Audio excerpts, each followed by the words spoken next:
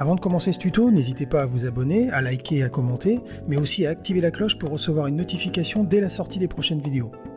N'oubliez pas que la chaîne a besoin de vous, alors n'hésitez pas, si vous le pouvez, à nous soutenir en cliquant sur le lien donation dans la description de cette vidéo. Merci à toutes et tous par avance. Bonjour à toutes et tous, me voici de retour avec quelques petites astuces qui, à mon sens, devraient vous permettre d'améliorer votre workflow et donc de vous faire gagner du temps. Alors, première petite astuce qui devrait ravir celles et ceux qui usent et abusent, à juste titre d'ailleurs, de Quick Sampler. Comme vous le savez déjà, il est possible de glisser une boucle juste ici dans la partie grisée et d'aller l'injecter dans Quick Sampler en version optimisée ou en version originale. Ici, en ouvrant mon instrument virtuel, on s'aperçoit que ici la timeline utilise une unité qui correspond en fait aux secondes et qui sera pas du tout appropriée pour un travail avec une boucle, quelle qu'elle soit, mais ici plus particulièrement avec une boucle de batterie.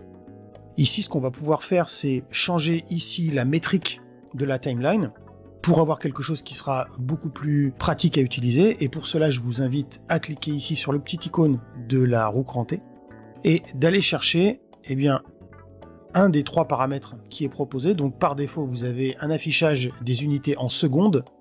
Vous avez ensuite un affichage qui sera en unité de sample. Et la troisième qui va nous intéresser ici, puisqu'on parle d'une boucle de batterie, un affichage en bits qui va nous permettre ici de repérer plus facilement chacun de nos bits et en l'occurrence aussi chacun de nos slices, qui nous permettra ainsi de pouvoir travailler avec beaucoup plus de confort et avec aussi beaucoup plus de précision. Encore quelques petits raccourcis clavier dont il faudra se souvenir pour ne serait-ce éviter de perdre un temps fou à diviser des événements MIDI dans Logic. Beaucoup trop d'utilisateurs et d'utilisatrices de Logic passent un temps fou sur quelque chose qui pourrait être beaucoup plus simple au final à réaliser. Alors commençons par le commencement. Pour diviser un ou plusieurs événements MIDI sélectionnés à la position de ma tête de lecture, alors imaginons que je veuille couper mes événements sélectionnés à cette position. Je sélectionne mes événements et j'utilise le raccourci commande T. Et hop, mes événements sont coupés proprement au point où se trouvait ma tête de lecture. Ça, c'est la première chose. Ensuite, ce qu'on va faire, c'est qu'on va pouvoir diviser toujours un ou plusieurs événements afin qu'ils soient à la même taille que ma zone de cycle que j'aurais paramétrée juste ici. Alors, admettons que je positionne ma zone de cycle à cet endroit-là. Je fais option commande 2 points. Alors, il faut que je les sélectionne avant. Option commande 2 points. Et hop, automatiquement, mes événements sont coupés exactement au niveau du locateur gauche et du locateur droit. Donc je me retrouve avec des événements de la même longueur que la zone de cycle qui aura été sélectionnée. Alors moi j'utilise ce raccourci qui est option commande 2 points, mais sachez que vous pourrez bien évidemment le paramétrer vous-même avec celui qui vous conviendra le mieux. On voit ici qu'en mettant dans la zone de recherche diviser locateur, vous aurez accès à l'option concernée. Et ici en faisant apprendre par nom de touche, vous pourrez utiliser le raccourci qui vous conviendra le mieux. Dernière petite chose, en utilisant l'outil ciseau, instancié en second outil, vous pourrez, en ayant sélectionné préalablement bien évidemment les événements en question, cliquer sur l'un d'eux tout en maintenant la touche commande de mon clavier d'ordinateur et par exemple en me positionnant sur un des 4 événements sélectionnés, appuyer, cliquer juste ici et avoir tous mes événements qui seront coupés au même niveau que celui sur lequel j'ai positionné mon outil ciseau. Donc pensez-y, ces petits raccourcis sont très simples à se remémorer et vous seront très utiles au moment où vous devrez faire de l'édition dans Logic. Encore une question qui m'est très souvent posée et qui concerne le fait de séparer rapidement et simplement un fichier stéréo en fichier mono, en 2 fichiers mono. Alors finalement, vous allez voir que l'opération reste simple à réaliser. Alors dans un premier temps, il faudra bien évidemment préalablement importer un fichier stéréo sur une piste audio comme je l'ai fait juste ici. Ensuite, on va dupliquer la piste en question en maintenant la touche option de mon clavier d'ordinateur, en cliquant juste ici et en glissant vers le bas. En relâchant, j'obtiens la copie conforme de la piste précédente. Ensuite, ce qu'on va faire, c'est qu'on va se rendre dans l'inspecteur, qui se trouve juste ici. Alors ici, je vais me positionner sur ma piste 1. Et on va cliquer sur cette icône qui représente 2 cercles entrelacés. Et en maintenant le clic, eh bien, on va se positionner sur gauche pour ma piste 1. Et en cliquant sur ma piste 2, refaire de même et choisir cette fois-ci droit. Ensuite, il ne nous reste plus qu'à sélectionner nos 2 régions avec l'outil sélecteur. Alors ici, je l'ai instancié en second outil.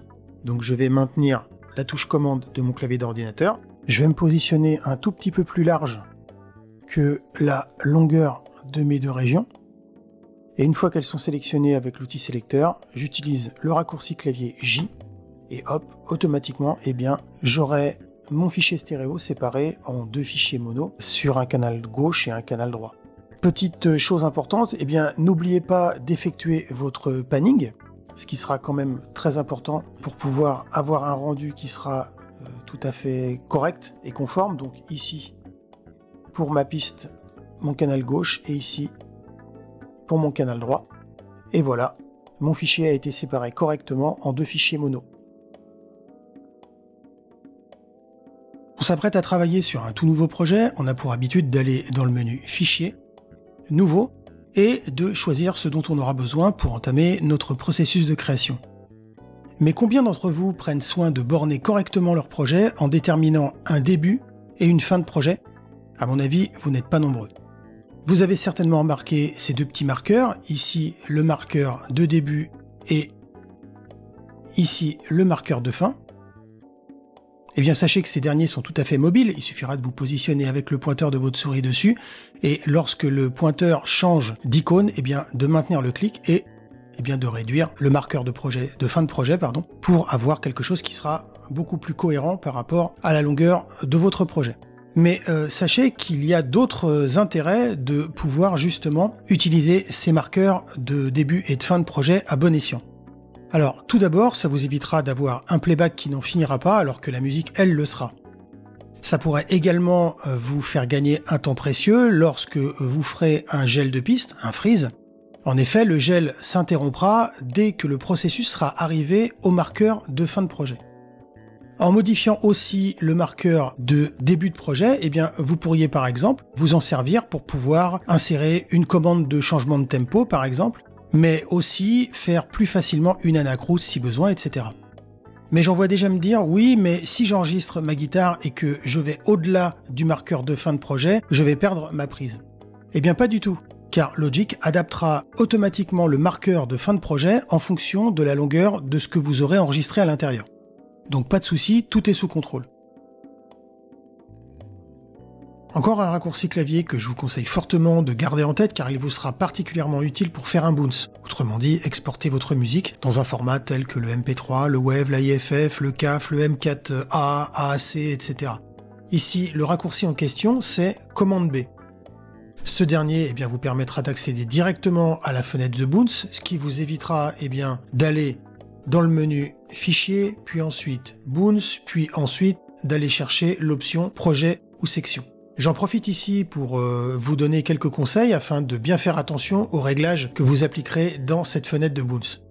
Dans la partie Destination, vous choisirez bien le format d'export de votre fichier définitif, ainsi que les options qui lui seront propres. En effet, quand vous cliquez sur un format d'export, vous avez différents réglages qui sont propres au format en question.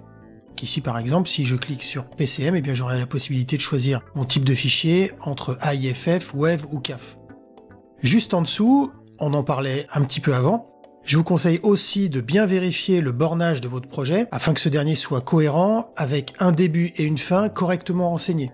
Ça vous évitera de perdre du temps et de bouncer quelque chose qui n'aura aucun intérêt puisque ce sera bien au-delà de la fin du projet en question. Concernant le paramètre de normalisation, je le laisse toujours désactivé, donc sur le paramètre non. Et une fois que j'ai fait toute ma petite tambouille, je clique sur OK, je donne un nom à mon fichier exporté et c'est terminé.